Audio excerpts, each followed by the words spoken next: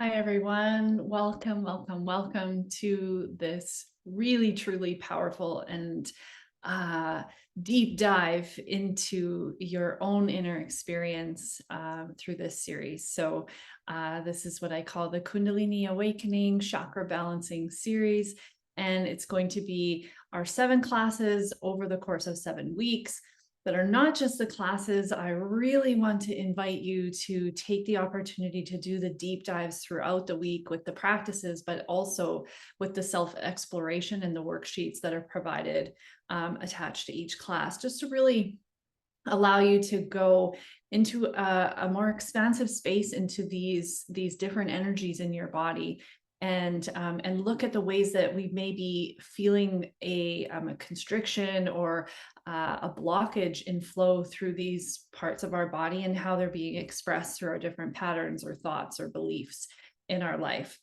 So one of the greatest gifts I would really invite you to tap into for yourself as you navigate this process is really grace and self-compassion, and really allowing yourself to just take your time as you move through this, because some of the questions in these different exercises are going to invite you to look at some parts or some elements of your story that may be challenging to look at. They may be painful to look at, and it may bring up a lot of emotions and different things as you look at that. So I really want you to allow yourself to move through this process at your own pace, to be open to, with a curiosity, to explore whatever wants to come up, and with a grace and compassion for yourself as you bring these things to the surface of your awareness, to really connect and reconnect with the truth and the beauty of who you are.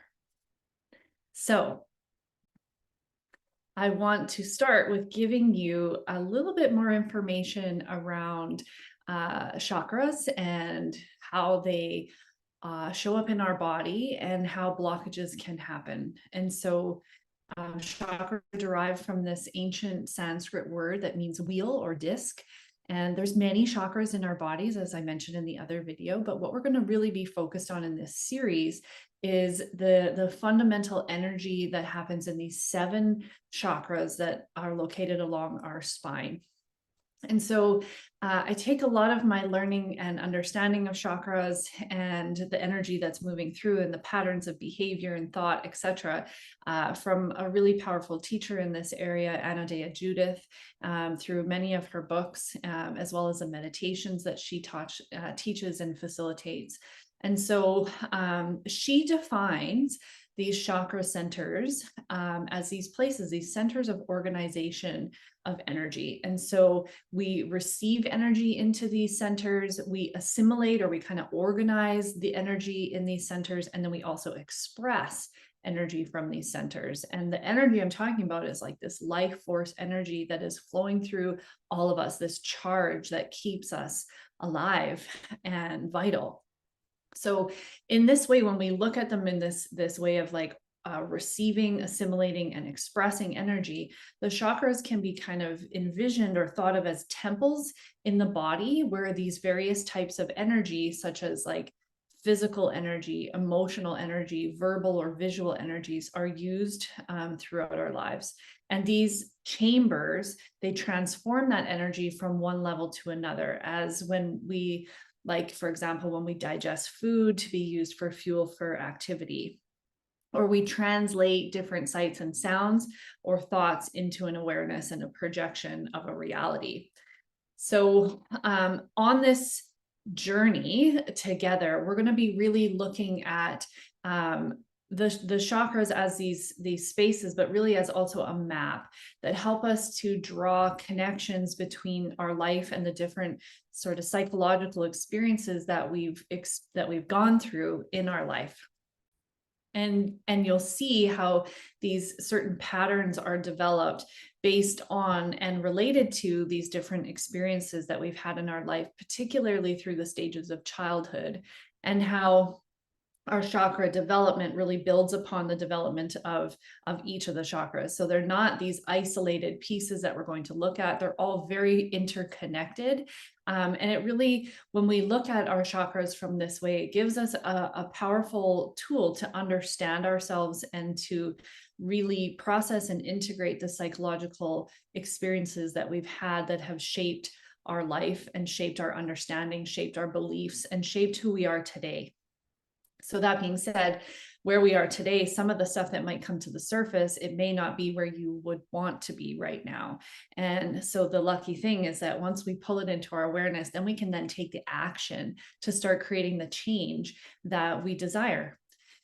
And so when we talk about the energy current in through our chakra system, there is two currents. So one that's like most often talked about is really like this upward current of energy, how we want to move from like this physical dense reality up into like a higher, more ascended and spiritual belief system, and what we can think about, which I really loved and appreciated, was this idea of a rainbow bridge or a symbol of hope as we move through these chakras and we connect through from from these more denser energies of being a human up into these more sort of ethereal spiritual spaces of the gods and heaven and all of these aspects that are not necessarily tangible or things that we can really always in a logical way wrap our head around. And so we can think of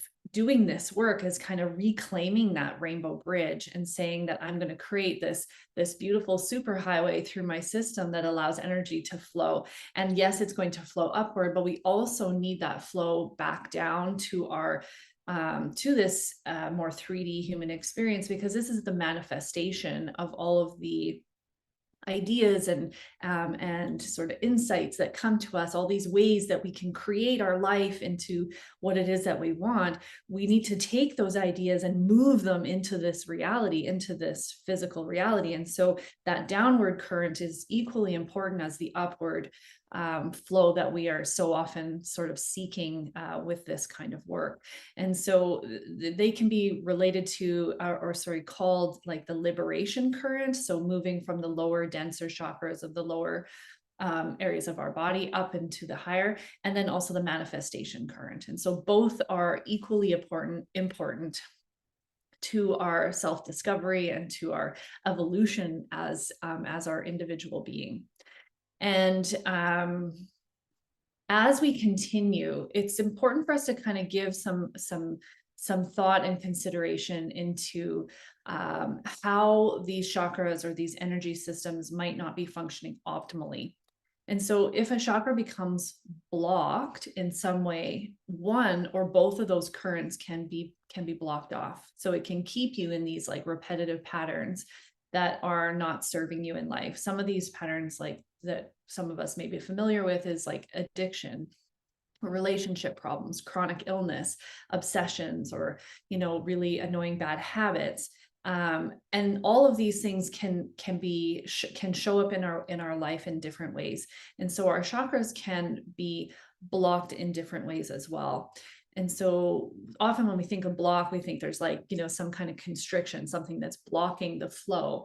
But actually, when we talk about balancing our chakras, is a really better way of looking at it versus unblocking, because sometimes we have excessive flow through a certain chakra center, and sometimes we have a restricted flow to a chakra center. And so when we have this excessive flow, it is like we have developed these patterns to habitually compensate for something in our life. And so you might say it might become fixated, or that chakra can become deficient.